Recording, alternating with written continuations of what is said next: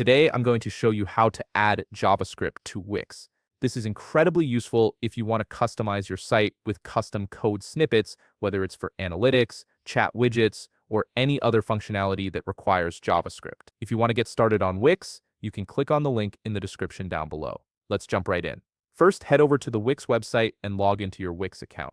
Once you're logged in, you'll land on your Wix dashboard. Take a look at the left navigation menu and scroll down to the bottom where you'll find the settings option. Go ahead and click on that. This is where you'll access all the key configurations for your site, including the ability to add custom code. Now that you're on the settings page, you have two ways to find what you need. You can either scroll down through the various sections until you spot custom code, or if you want to save some time, simply use the search bar at the top of the page. Type in custom code and it'll take you straight there. Either method works perfectly fine, so choose whichever feels easier for you. Once you've located the custom code section, you'll see a description that says add custom code snippets to the header body of your site. This is exactly what we're looking for. Click on it to proceed. This section is specifically designed for inserting JavaScript and other code snippets into your site, giving you more control over how your site functions and behaves. Here's where things get a bit different depending on your Wix plan. You might notice a different interface at this point because the custom code feature only unlocks with a premium subscription.